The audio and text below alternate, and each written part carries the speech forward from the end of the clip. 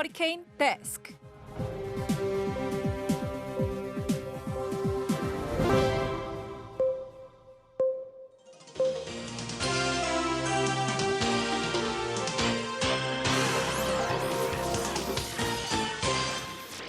먹고 살기 힘들어도 지나치면 안 되는 세상 소식 전해드립니다. 허리케인 데스크.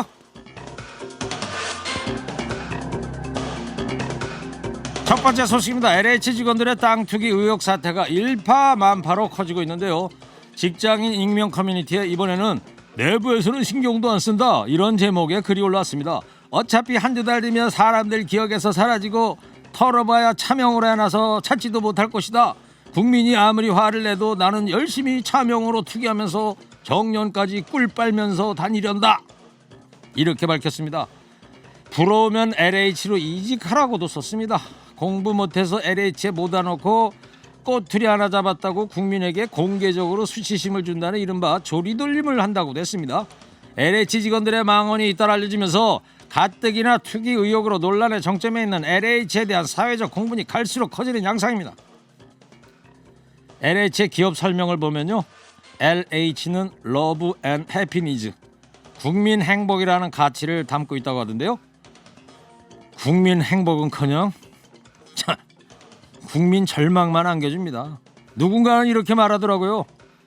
정년 보장의 평균 연봉 8천, 내부 정보를 이용해 일확천금까지 할 수 있으니 로또 앤 허니. 평소에 꿀 빨다가 로또도 할 수 있는 곳이냐?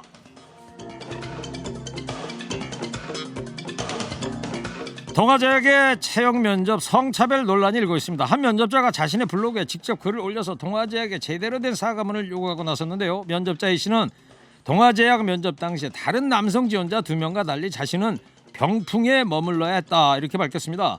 면접관인 인사팀장이 남성 지원자에게 공통적으로 어느 부대에서 근무했냐, 군 생활 중에 무엇이 가장 힘들었냐, 군 생활 중에 뭘 배웠냐, 이런 걸 물은 뒤에 자신한테는 A씨는 여자라서 군대를 가지 않았으니 남자보다 월급을 적게 받는 것에 어떻게 생각하냐, 동의하냐, 이렇게 물었다는 겁니다.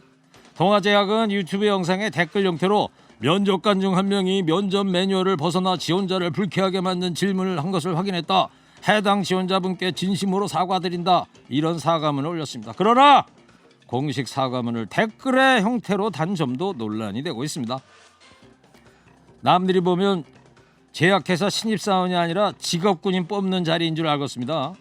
공교롭게도 1987년에 남녀 고용평등법이 처음 제정된 뒤에 처음 처벌받은 기업이 바로 이 동아제약이라고 하던데요.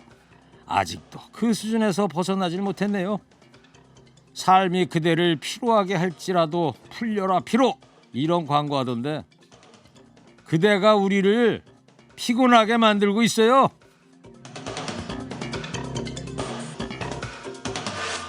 다음 소식입니다. 백내장 진단서의 수술 일수를 허위로 기재했다는 혐의로 재판에 넘겨진 의사들이 무죄가 확정이 됐습니다.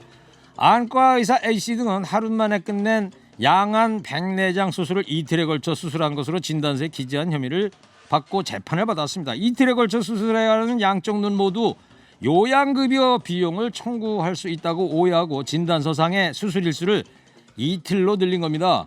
검찰은 이들이 모두 19차례나 같은 수법으로 진단서를 작성하는 등 고의성이 있다고 봤는데요. 그러나 대법원은 고의로 볼 수 있는 증거가 부족하다면서 무죄로 판결한 원심을 확정했다고 밝혔습니다. 한편 우리나라에서 한 해 가장 많이 이루어지는 수술이 백내장 수술입니다. 수술받는 사람이 한 해 평균 약 40만 명이나 되는데요. 일반과에서 실손보험 가입자들을 대상으로 불필요한 백내장 수술을 권하거나 과도한 수술을 하고 있다는 우려가 나오고 있습니다. 아니, 허위로 진단서를 작성했다는 게 고의성이 있다는 말 아닙니까? 진짜 돈 앞에서는 히포크라테스형도 소용이 없네요. 치료도 하기 전에 실손보험 있으세요? 물어보는 병원은 일단 거르고 보자고요. 코로나19 사태로 가게가 불필요한 지출을 대거 줄이자 먹고 자는 데 쓴 돈이 소비에서 차지하는 비중이 높아졌습니다. 기본 생계비 비중은 상승한 반면에 문화와 교육, 여가 관련 지출 비중은 하락해서 삶의 질이 낮아졌다는 평가가 나오고 있습니다. 현대경제연구원에 따르면 지난해 가계 소비에서 식음료 지출 비중, 즉 엔겔 계수는 12.9%로 전년보다 1.5%포인트 급등했습니다. 이는 2000년 이후 20년 만에 가장 높은 수치입니다. 임대료, 수도 광열비 등 주거비 비중도 2006년 이후에 최고치를 기록했습니다. 소득 수준이 높아질수록 대체로 하락하는 이 지수들이 지난해 이례적으로 급등한 것은 코로나로 불확실성이 커지자 당장 급하지 않은 소비는 줄였기 때문으로 보입니다. 또 밥상 물가 급등 요인도 작용했다는 분석입니다. 요즘 금란에 이어서 금파라고 하죠. 장보기가 무섭다는 말이 나올 정도로 고공행진하는 밥상 물가에 서민의 한숨 깊어가고 있습니다. 어째 이 내 월급만 빼고 다 오르는 것 같습니다.